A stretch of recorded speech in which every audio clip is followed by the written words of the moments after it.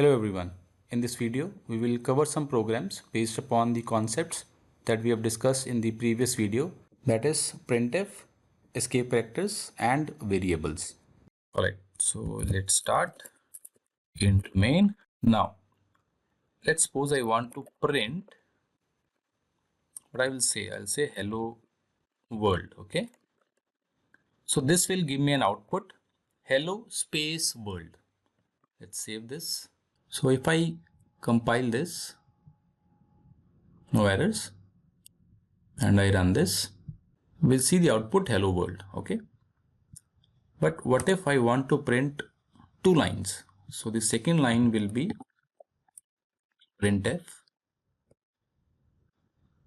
C program. So what I'm expecting is that there'll be first line which will contain hello world, and then the next line will contain C program. Compile it again, no errors, run this. Hello world, C program. The output is coming in the same line. Why? Because we have not told the system to go to the new line after printing hello world. So how do we do it? By using the escape sequence /n. Remember from the previous discussion, /n is new line. So I'll move to new line, save, compile, no error, run, and you see now the output C program is in the next line. Okay. All right, now I want another line, so I'll just copy paste this. And this time what I want is there should not be space here, but I want a tab space. How do I do that? /t. And remember to give here new line so that the next line is in the C program. This statement is in the next line. Okay. /t is to give tab between C and program. Save, compile, and then we'll run it. And you see now the difference. This is space, C space program, and this is C tab program. So this is how the /t escape sequence works. So then there's one important one is the difference between /n and carriage return /r. So what I'm going to do here is, if I don't use here /n and I use /r, and in the next line, just to understand, let me write 1 2 3. Okay. All right, so first I'll use /n and then I'll show you with /r.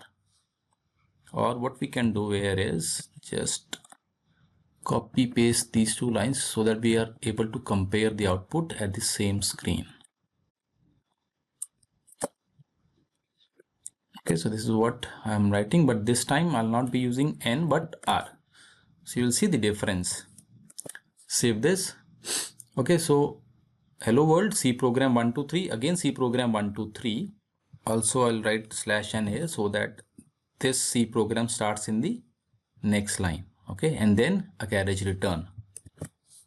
So what will happen here is I'll need to compile this, no errors, run. Look what happened here. Hello world, fine. Let me just do it like this, right?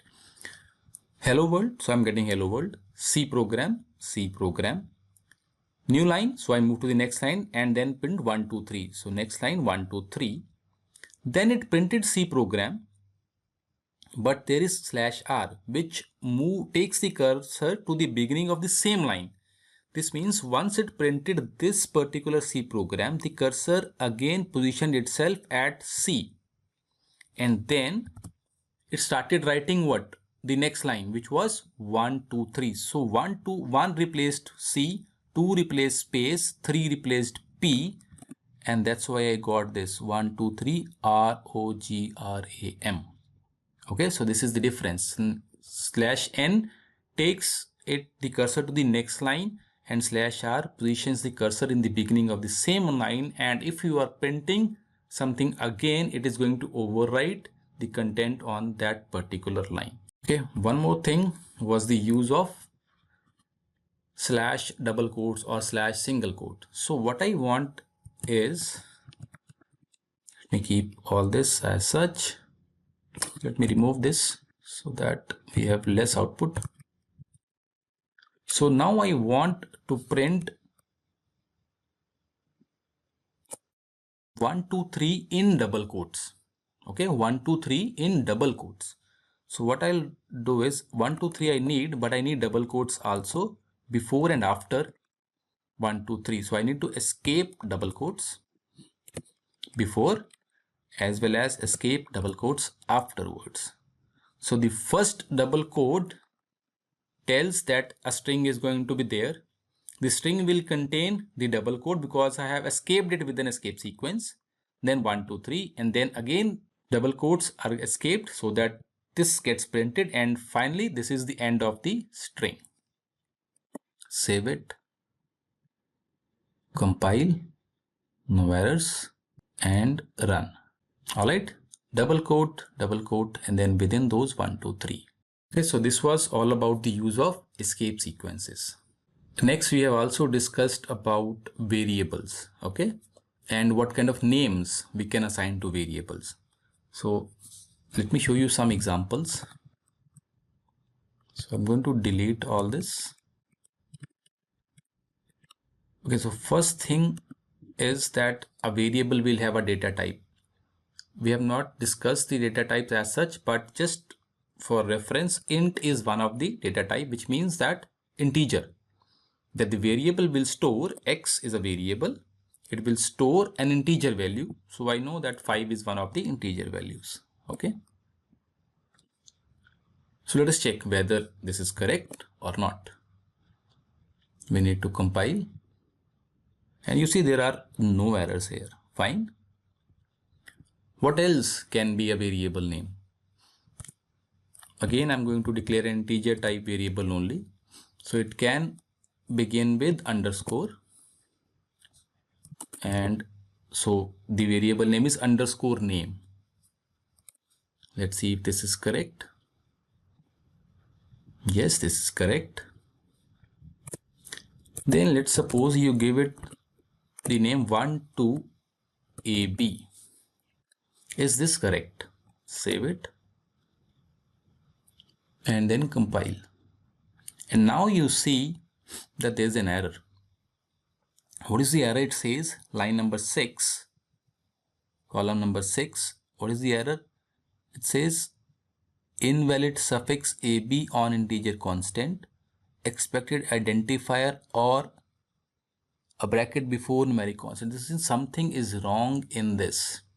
And I know that what is wrong, it cannot begin with a digit. So let us change this and do it like this. Save and compile again.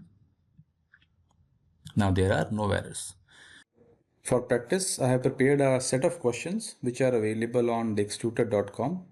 The exact link is there in the description part. So you can go to that link and practice a few more questions so that you are sure that you are able to grasp all the concepts that we have discussed. So that's it for this particular video. In the next video, we are going to discuss about data types, integers, float, characters, and many more, right? So see you in the next video. Till then, take care.